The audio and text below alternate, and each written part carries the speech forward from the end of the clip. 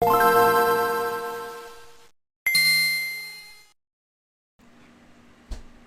going on YouTube? It's your boy God's Own DJ, aka God and Wax, bringing you another video. So this time I wanted to talk about my thoughts on the MPC One. I've had it since they first came out, when they were like $6.99. I think I bought them on a pay-as-you-play plan from one of the online sites, and I've definitely enjoyed using it. It's been great. I've made a lot of beats on this thing, and it served me very well. What I would say is that for the price, it can't be beat as far as having a modern MPC and being able to do pretty much anything you can do on the higher price MPCs. I like the form factor of it. I like how it's nice, small, and square still with the 7-inch screen. The pads are smaller than like on the MPC Live 2 or on the MPC X, but it's still big enough to get busy with. You can do pretty much anything you need to do pad wise on it. The pads on my SP404 Mark II are smaller, and they work fine just as well. So these ones work great as well.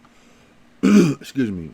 I like unlike the MPC X, I like the tactile feel of the buttons on the MPC Live. The way they feel when you press them in, they're kind of like hard plastic. They're not a rubber material like the pads or anything like that. They just feel like a hard plastic, and they feel nice and tactile when you press them in. I like that they light up behind when you're pressing them. I know people complain about the fact that it's harder to see the words on the MPC One when you're working on it, because the writing is on the face of the device or on the skin if you have a skin for it. Like I have a skin on this one, and the writing doesn't light up or anything like that. But for me, I don't make beats in the dark like that. Like I usually have a light on with a cup of coffee and a bottle of water or whatever, so it's not really a big deal to me. So I don't mind the fact that the words aren't lit up or anything like that. But the MPC One definitely is great. I would suggest that you pair it with a multi-track recorder / USB audio interface like the Tascam Model 12 or something to that effect. I think Zoom makes a couple of those type of devices, the company Zoom. But definitely the Tascam Model 12 is a dope one.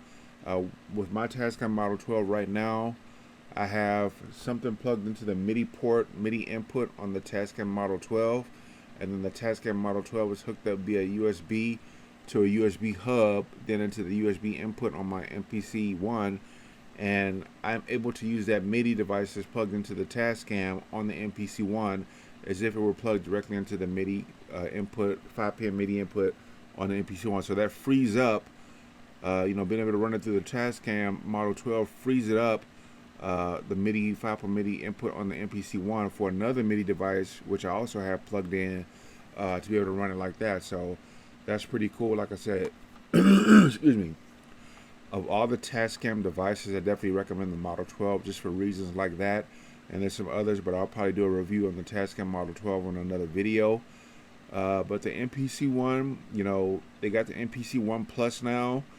This model is the original one, which has the Ethernet port in it.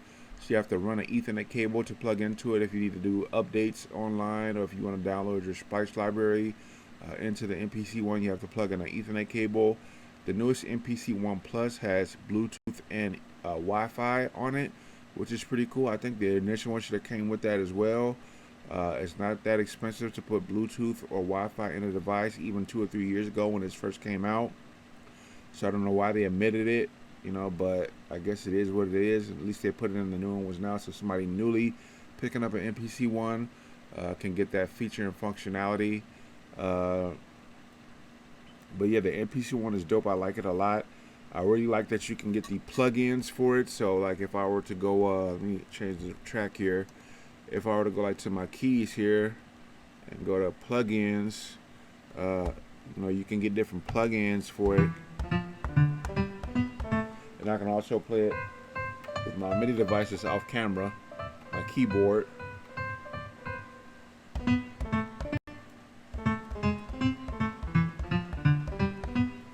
And the plugins are a lot. They got a lot of different plugins. They got the Mini D. They got the Air Jura, I think it's called, or Jura.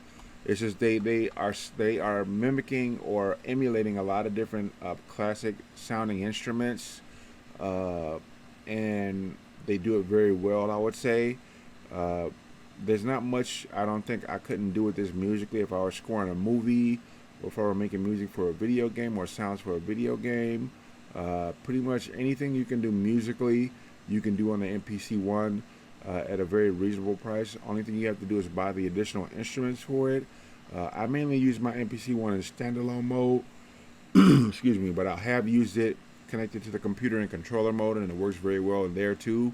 When you use it in controller mode, you can use different VSTs that you have on your computer and the MPC2 software and get busy with that. But yeah, I definitely say the MPC One is a great device.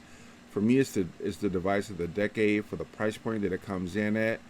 Usually companies try to gouge you on something that's this good and this feature rich. They try to gouge you on the price for it, but Akai did a very good job of bringing it in at a reasonable price point. They still have the big brother and the granddaddy, the MPC Live 2 being the big brother and the granddaddy being the MPC X. Those are still available, but you can do everything you can do on those devices for the most part. You can get done on the MPC One without too much fluff or hassle. I said the MPC One, definitely a great device. I highly recommend it. It's my device of the decade.